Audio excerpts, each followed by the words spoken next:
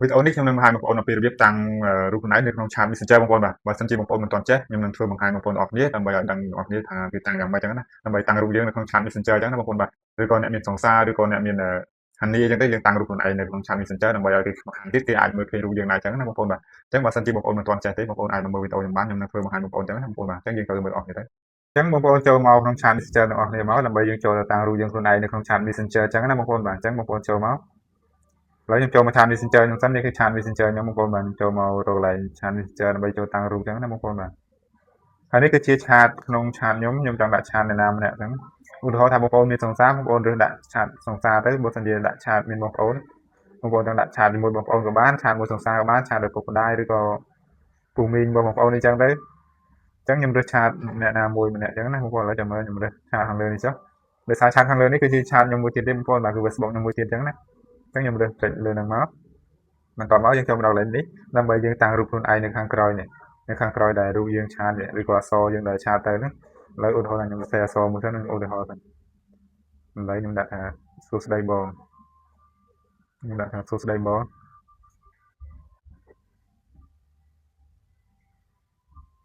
ខ្ញុំឆាតចឹងបងប្អូនបាទហើយបន្ទាប់មកខ្ញុំចុចបញ្ជូនទៅខ្ញុំមានអក្សរខ្ញុំឆាតទៅហើយខ្ញុំដាក់សួស្ដីបងនេះគ្រាន់តែខ្ញុំឧទាហរណ៍ទេណាបងប្អូនណា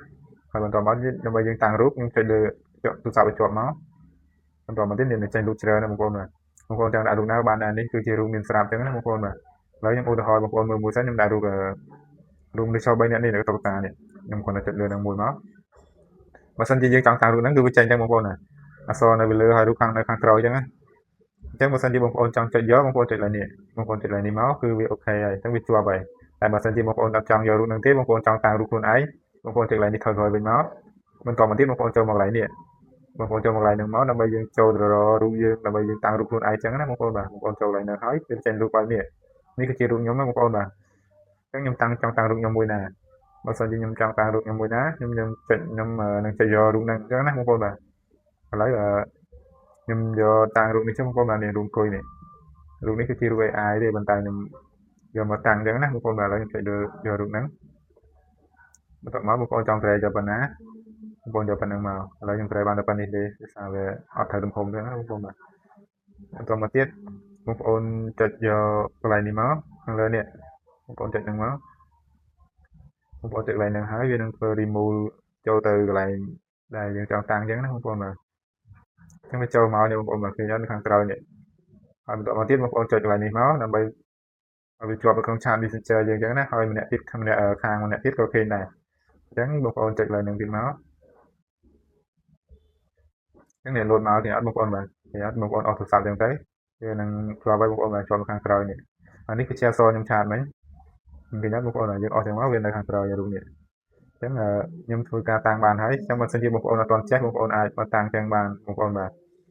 ឡូវឲ្យដឹងកាន់តែច្បាស់ខ្ញុំចូលទៅមើលទូរស័ព្ទមួយទៀតសិនបងប្អូនបាទថាវាជាប់ម្ខាងទៀតជាប់អត់ចឹងណាបងប្អូនបាទឥឡូវខ្ញុំចូលមកមើលឆាតមួយទៀតដើម្បីចង់ដឹងថាវាជាប់រូបនៅនឹងអត់ចឹងណាបងប្អូនបាទឥឡូវខ្ញុំចុចមកចូលឆាតសិនបងប្អូនបាទខ្ញុំចុចចូលឆាតសិនដើម្បីចូលទៅមើលឆាតខ្ញុំដែលខ្ញុំឆាតមកមិញហ្នឹងថាជាប់អត់ចឹងណាបងប្អូនបាទបាទខ្ញុំចូលឆាត Messenger ទៀតដល់កន្លែងនេះខ្ញុំចុចមើលចឹងណាចង់ដឹងថាជាប់អត់ណាឃើញអត់បងប្អូននេះជាប់ហើយជាប់នៅខាងក្រោយបងប្អូនឃើញអត់នេះរូបនេះអញ្ចឹងធ្វើការយើងតាំងរូបនៅក្នុងឆាត Messenger គឺតាំងចឹងបងប្អូនបាទឃើញជាប់អត់គឺលុយមែនតើអញ្ចឹងមកខាងទៀតក៏ឃើញដែរបងប្អូនបាទមិនឃើញតែខាងយើងណាបងប្អូនបាទគឺឃើញទាំងសងខាងហើយរូបនេះបើសិនជាបងប្អូនចង់តាំងក្នុងក្រុមក៏បានដែរបងប្អូនបាទតែសូមបញ្ជាក់បានតែទូរស័ព្ទសម្រាប់ទូរស័ព្ទ iPhone ទេណាបងប្អូនបាទបើសិនជាទូរស័ព្ទ Android អត់ទាន់មានទេ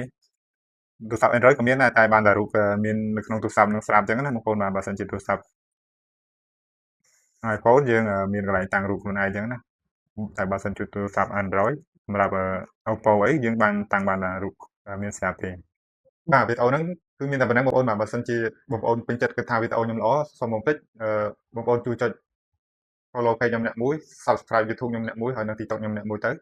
ដើម្បីលើកកម្លាំងចិត្តដល់ខ្ញុំបាទខ្ញុំនឹងធ្វើវីដេអូថ្មីៗបង្ហាញដល់បងប្អូនជាបន្តទៀតចឹងណាបងប្អូនបាទអញ្ចឹងវីដេអូហ្នឹងក៏មានតែប៉ុណ្ណឹងបងប្អូនបាទសូមអរគុណ